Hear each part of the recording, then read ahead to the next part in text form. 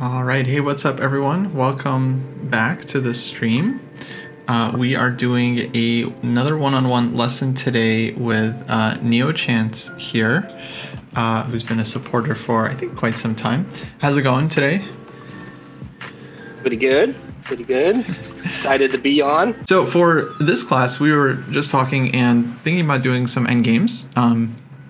Actually, Neochance requested that we do work on endgames. And you also mentioned that you recently learned about some of these like basic Rook Endgames, like the Lucena Position and the Philidor. And these are, of course, really, really popular endgames. They happen a lot, and a lot of players struggle with them. I've noticed many games that kind of boil down to these positions, and then both players end up kind of messing it up, not really playing it out correctly. And the main thing is that you, in my opinion, you just need experience playing this position. So I figured first we'll just talk a little bit about the general strategy, about what the defender is trying to do here against White's extra pawn. With best play, Black should be holding this one, and pretty comfortably. It's not like you have to play like a super genius. And then we'll play it out. We'll play it out like a little blitz game, and hopefully you feel confident that you can just hold it on increment. Without increment, it gets really tough. But with increment, hopefully you feel confident that you can hold it. Okay, well, let's start here. And if you haven't already, go ahead and flip the board so you see it from Black's point of view. Okay. There's like it's in the top right, yeah. All right. Okay, so let's talk a little bit about this position. This one is kind of known as like the Philidor position or the Philidor endgame. Basically, it's one that as the defender we're always kind of striving towards, because if you can get to this point, then you hopefully will feel confident that you can hold it against anyone, as long as you kind of understand the defensive scheme. Now, you mentioned you read a little bit on it. Do you have any thoughts on this position already? Do you kind of remember? Not particularly. I will remember there was something about bringing the Black Rook down to A6. Good. And forcing the pawn up. And then I believe you bring the rook back to the A file and start a series of checks. But that's about as far as I've got with it. I haven't actually practiced it, and until I practice these things, they don't stick. 100% with you. I think that goes for many of these like theoretical positions. I think it's really important to like practice them out. I would encourage you and others, actually, if you've never done this, to like either play against the chess.com drills, like they have an engine that you can just play these positions out against, or even better would be like a training partner where you just kind of take both sides of the same position. You both try to win, put like 5 minutes and 3 seconds on the clock or something, and then play it out. Kind of like if you've seen Endgame Sensei, kind of like that, except you should play both sides of the position. So you both get a chance attacking and defending, and even multiple times, I think can be really useful, because everything you said is totally right. And it's like, you kind of have like the book knowledge, but then over the board, it's so easy to get confused and like mix up ideas and kind of play the wrong move in the wrong position. And that's always the danger when we try to like, let's say, memorize the idea, but we don't exactly have the practice and understanding of what we're doing. So everything you said is totally right. Just to kind of, I guess, give everyone a brief picture, the point is that White is trying to win. The only way White wins this one is if the pawn advances and the king advances, and White sets up either some kind of checkmate on the back rank or gets the king off of the back rank so that the pawn can actually promote. And Black's job here is basically to stop this from happening, stop White from making progress. So the king here is well placed in front of the pawn. You kind of want it directly in front of the pawn as much as you can. And your idea with rook to a6 is exactly right, because what we're trying to avoid is the king advancing forward. So let's say, for example, Black made some waiting move. Actually, let me turn on moves like this, and then white's king advanced. Now this would be a tricky situation for black because white is already threatening to give a check and force the king off of the back rank. If white can force the king off of the back rank, this is already like white making some progress. And if black gives this check, then white blocks with the pawn. And the rook is kind of out of bounds. White is now threatening checkmate, and this is looking very bad. And if we give check from behind, which is again kind of like, okay, usually the main instinct, then the king slides in front of the pawn, and there's no more check from behind. So this is the drama that black and the defender is always trying to avoid. When the king is in front of your king, threatening a checkmate, and your rook doesn't have a check from behind, this is a big problem. Now it actually, I think it's often drawn even here, but we don't really want to get into that. So like this position is actually, pretty sure it's not even lost yet for black, but ultimately you want to avoid this if you can. And the way black does that is by preventing the king from touching the 6th rank. So this is of course the main point of keeping the rook here. It's like you're just keeping the attacking king from advancing. The only way white can try to make progress is by pushing the pawn first to kind of make room for the king.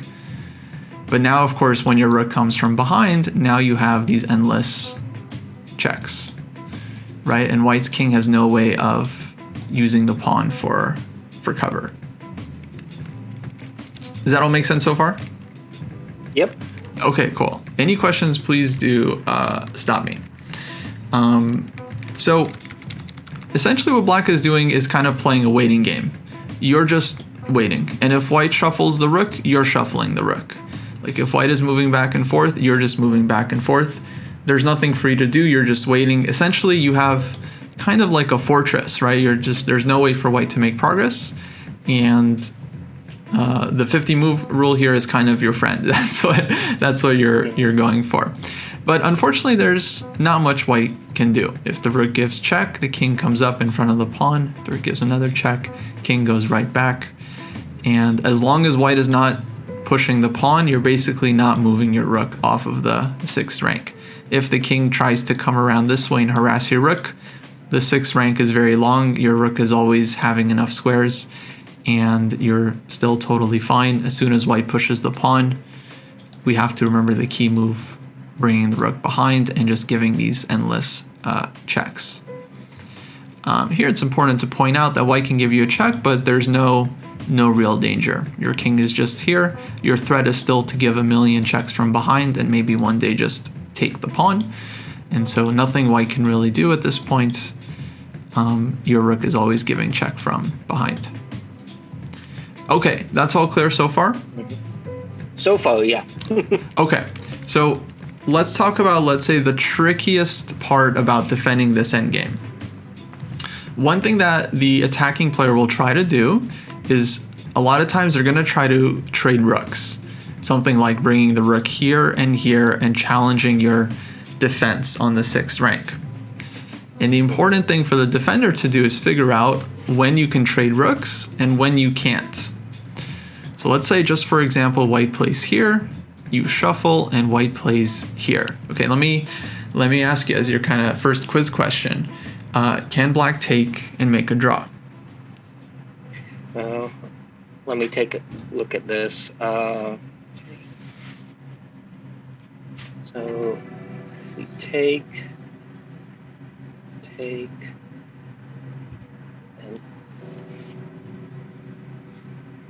king.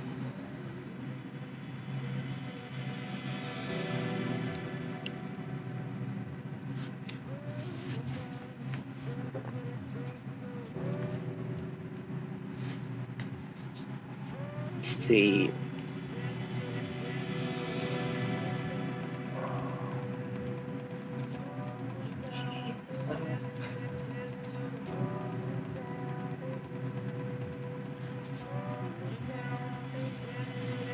I think so. You're not sure, but let's take a look at it. We'll take. You can take. Yeah. So king d7.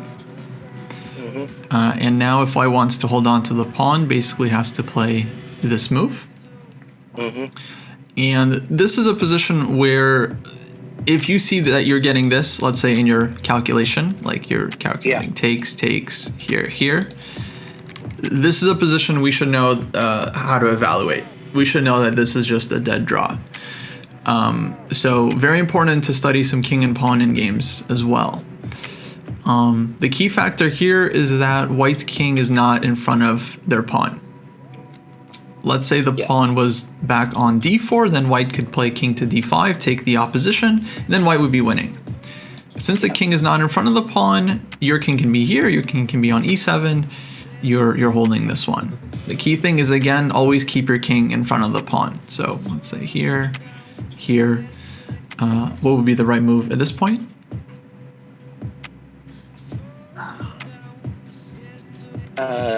King d8. Absolutely. Yeah, as an instinct, just keep your king in front of the pawn. And the point is that you can now meet white's king no matter where it comes in. And eventually we're getting this classic draw. So in these endgames, when a rook trade is offered, this is kind of the trickiest thing for the defenders, quickly calculating whether you can take it. Because if you can just take the rook and make a draw in the king and pawn endgame, that's very, very simple, right? Because there's really nothing white can do to trick you. You're just pre-moving king d7, king d8, and that's it. And then just meeting white's king when it comes in. If you don't trade the rooks and you end up kind of doing something like this, then you open yourself up to allowing the king to advance, right? And again, we get this kind of situation.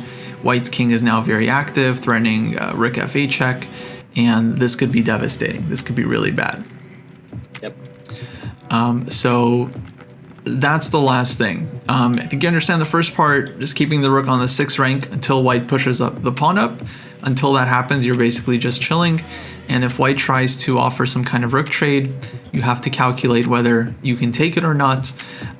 You often can. So try to figure it out. If you can calculate and take it and make it work, then usually that's the way to go. Okay, well, ready to play it out a few times? Sure, let's do it. Okay, cool. I'm gonna grab this position.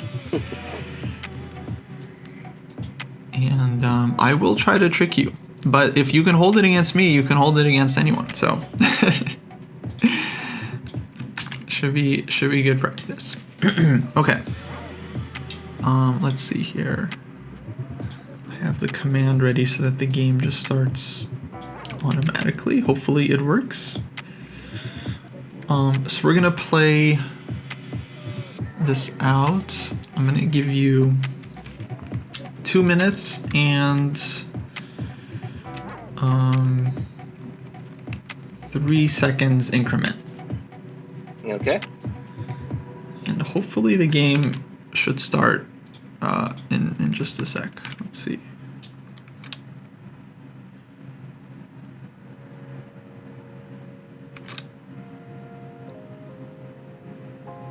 Okay, cool. I think it's your move. Yep. Here's the top search Oh, result. sorry, that's my phone. I keep saying okay and my phone thinks I'm talking to Google. Unbelievable. We're always talking to Google. All right.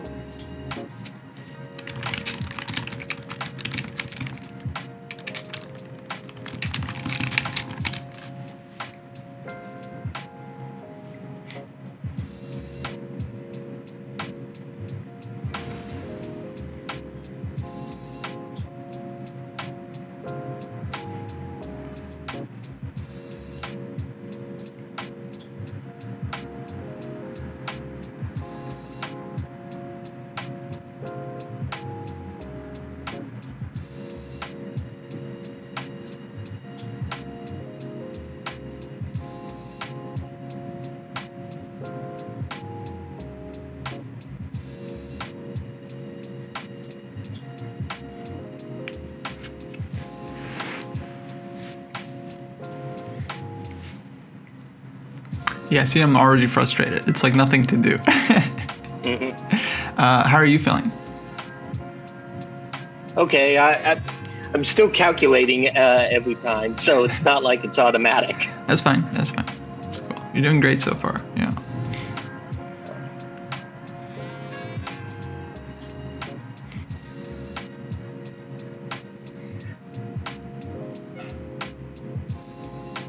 But this is also the type of play that I'm not used to. Anything that involves being patient is not my strong suit. No, I get it. I mean, it's not easy for everyone, so it's good practice.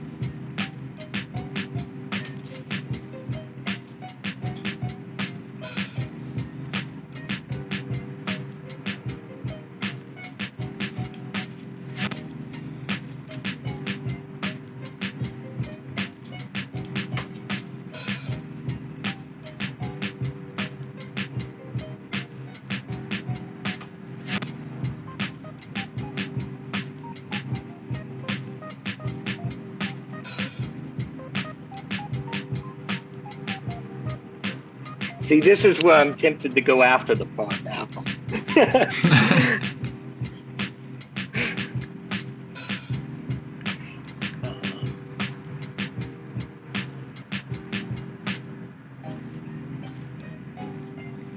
see.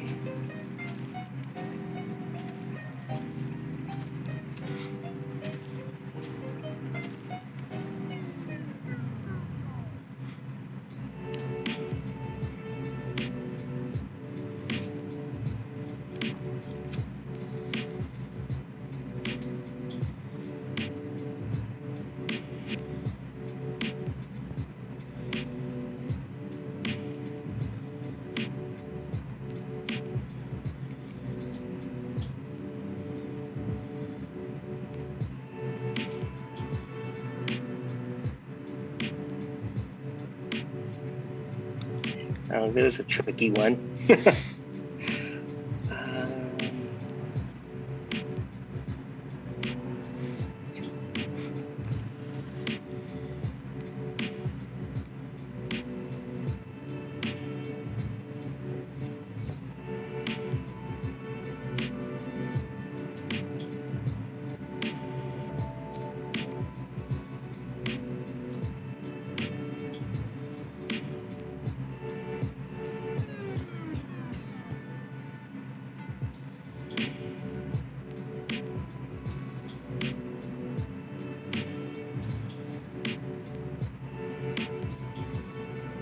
Okay, great. Great stuff. Very nice. Very nice.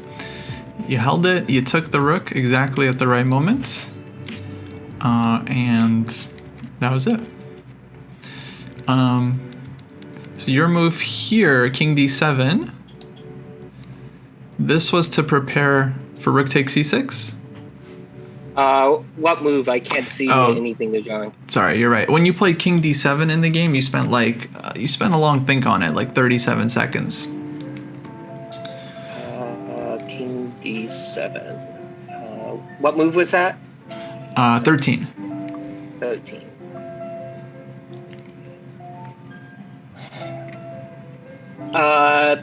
Yeah.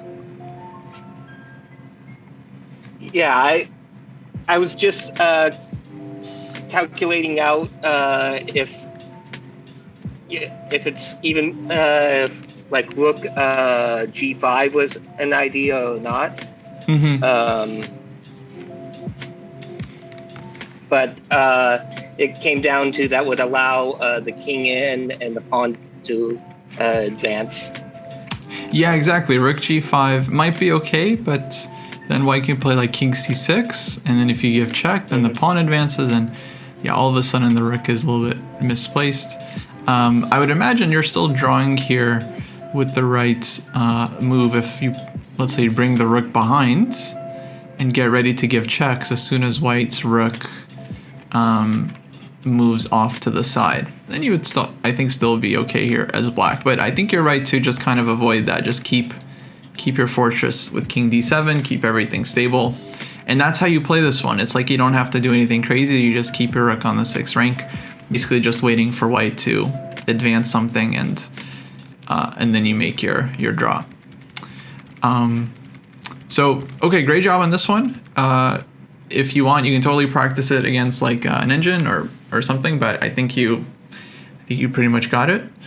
I want to move on now to the Lucena position, which maybe is a little bit trickier. So let's go back to our analysis board. If you're still, you're still on this one. Am I? I think so. You might have to find the right tab. Or if not, it's under the same link. Okay. Yeah. Let me load it again. There we go. Okay. So yeah, let me move some stuff around here. Okay, so what is the Lucena position? So the Lucena position is something that happens when one side's king is able to advance and the defending king wasn't able to get in front of the pawn. So the Lucena and the Philidor are very much connected, because when the defending king is able to stand in front of the pawn, the defender usually holds.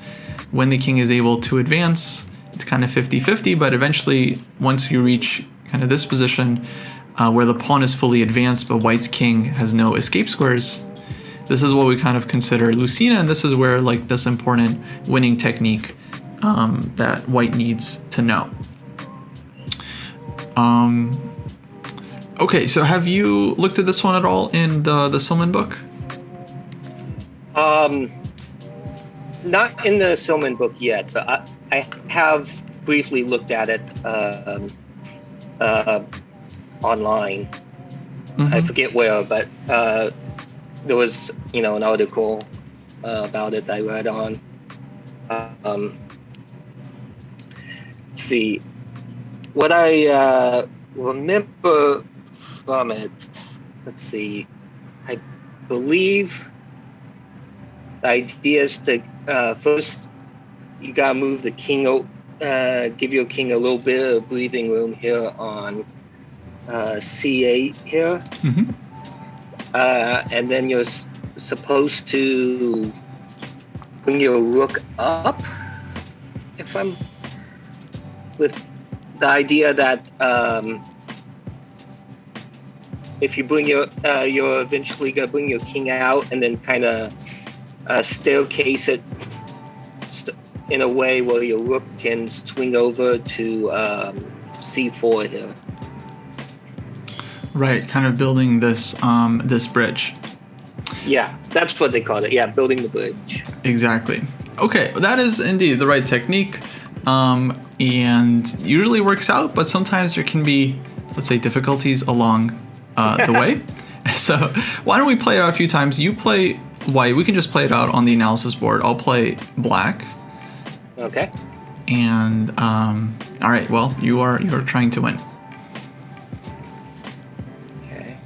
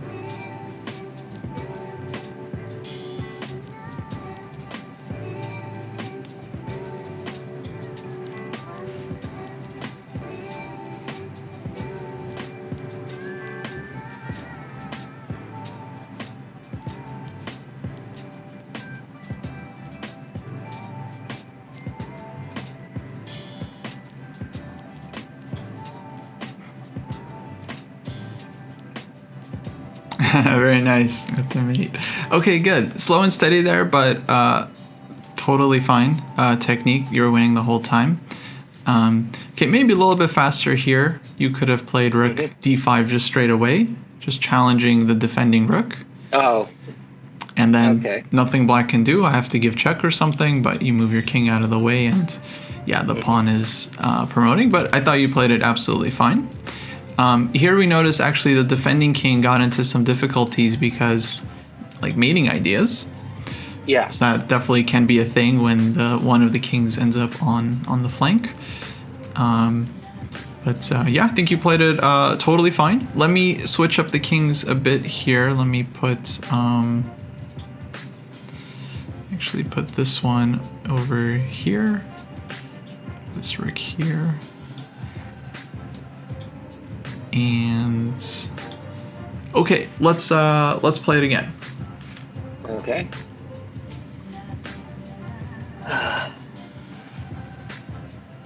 I remember there was something different about the king being on the short versus the long side, but I don't remember what that detail was. It's yeah, it's kind of not important here because it's basically too late. But earlier, if the pawn wasn't quite as advanced, then there's some additional defensive chances. Yeah. Yep. Okay. Let's see.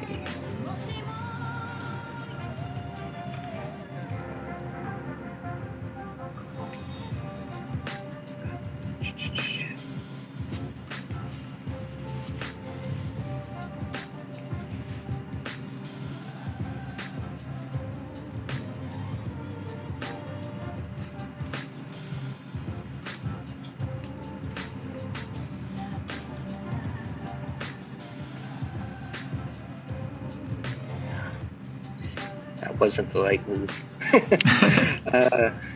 It's okay. Still winning. Yeah. Mm-hmm.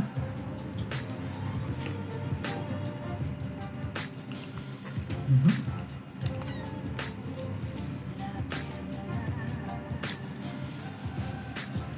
Oh, that's right. If you went to e6, I could have just used your king for cover. Exactly right. Yep. Exactly right.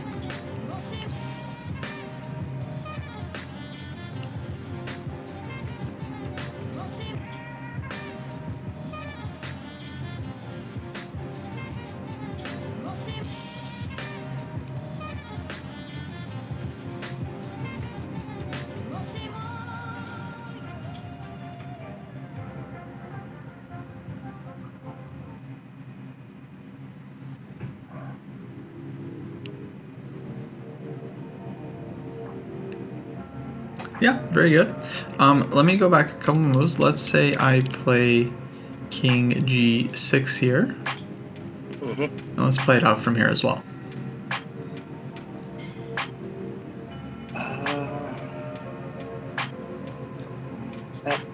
What's that change?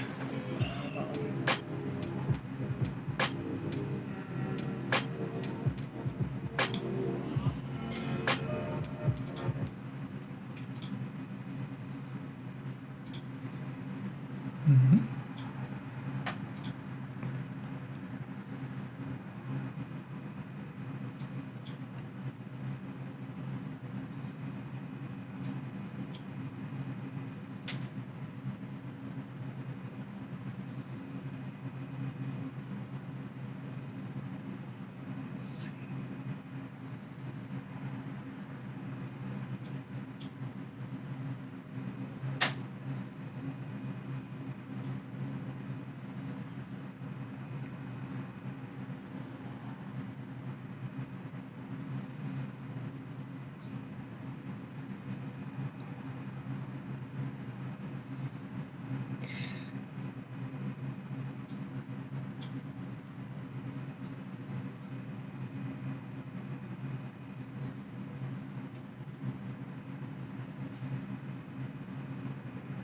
Good.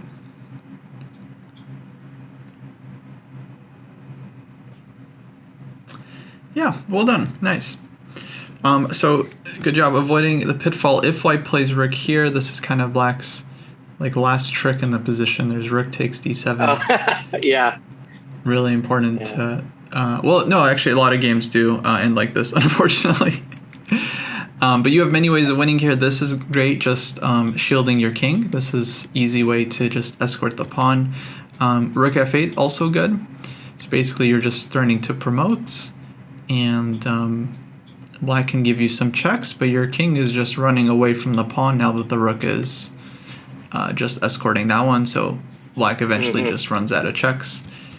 And okay, and then you maybe just this as well as possible, just giving a check and then dropping back to this idea. Okay, but really well played. A lot of players, they kind of get flustered when the opponent doesn't, let's say, go into the most kind of well-known line where keeps giving checks until rook d4 and then like resigns. But there are somewhat trickier ways of like, let's say, holding this one. And if you're kind of not expecting some move in time pressure and like you're not sure where to go, it can definitely throw you off guard. But I think you handled that really well. How do you feel? Okay. It's hard to get flustered when you don't know the main line. Yeah, fair enough. Cool. Any other questions on anything we talked about or endgames in general? Not at the moment. I still need to play through these a number of times. Like you know, I missed the idea at first by moving black's king in there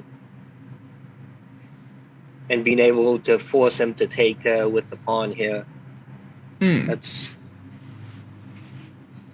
That's not a plan that I actually saw until you explained it. Oh yeah, that's not well known at all. Yeah, that's one of those things, like once you see it, it makes sense. But yeah, it's like very hard to come up with it on your own if you've never seen that idea. Do you have any tips to potentially come up with plans like that? Because a lot of times in the end game, like I'm flying by the seat of my pants. I don't really have a plan on how to win it. Yeah, so right. I mean, no, great question. I mean, it's I think a matter of a couple things. So number one, playing through like high-level endgames, like you'll find in endgame books, will often give you a lot of like kind of instructive like breakthrough ideas and how they won like a specific position. So I think like playing through master endgames is definitely a big one, which you're already working on, which I think is really good. And then of course like analyzing your own endgames and seeing like where you could have done differently. This is usually really useful because it's like you might have had a winning position, but then you didn't win it, or you might have had like a drawn position, but then you didn't hold it. And then it's hopefully instructive to see how exactly you should have won it or how exactly you needed to defend better, especially any kind of endgame that feels like it's like a pretty like typical like Rook Endgame or feels like very common. So analyzing master games, analyzing your own games, and then I think like endgame practice is really helpful. So like playing out like endgame positions, especially like the drills on chess.com, or just choosing some of these positions and like playing them out against like a training partner, I think is really, really good training. Generally I feel like when it comes to these things, they're all kinds of like little details and little tricks. Earlier in the Rook Endgame, you remember like the Rook takes d7 in the Lucena position. That kind of stuff comes up all the time in like blitz and bullet games because players will find these little tricks. And it's one thing where actually like blitz and bullet is kind of helpful because like you play a lot of games and over time you see a lot of these things again and again. They kind of get like burnt into your brain.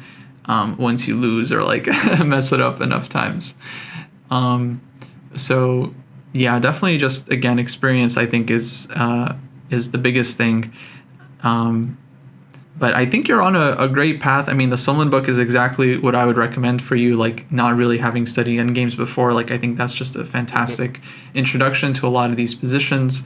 Of course, there's like lots of like endgame videos out there that I'm sure are really interesting, but ultimately it's just like playing these positions out, and playing them out enough times so that like during the game, you know, you just have the confidence to like, you know, play the right technique, shield your king, your instincts are there, and so on. Last thing I'll mention, actually, I think can be kind of interesting training tool is to look up GM Blitz games and watch their technique in the end game, especially on YouTube. If you look up like World Blitz Championship, you can find like just hours and hours of players playing Blitz like in person, and like grandmasters in the end game. I mean, they're not perfect; they'll make mistakes, but their instincts are really interesting to watch when they don't have a lot of time and they're just playing some end game. And you'll kind of pick up some things. They're always like trying to activate their king. They're always trying to cut the enemy king off. They're always like looking for pawn breakthroughs. And I think just watching like really strong players play in the faster time controls actually can be really instructive, especially if there's like a good commentator who's like kind of explaining the action, you know, really well. But yeah, I think that could be huge too. Okay, I'll definitely check that out. Look for some of those games. Cool. Yeah, I'm getting more and more in games now, so I'm starting to. That's where my game's struggling at the moment, so that's where I want to work on it. I gotcha. Well, I guess we'll wrap it up here. You have your assignment now. Work on your end games, and the defense puzzles I think could be really great for you. Thanks for hanging out. Hope it was great and useful for everyone. That's going to be it for me for today. But David is going to be around with his groups in about 80 minutes, guys, 8 p.m. Pacific time. He's going to be training a couple of his training groups tonight, 12 to 1400 and 14 to 1600. So that's coming up in just a little bit. But yeah, I'm going to close out the stream for now, and I'll catch you all tomorrow. Thanks, Neochance, again for joining me. Thanks for teaching me. Absolutely. Have a good one.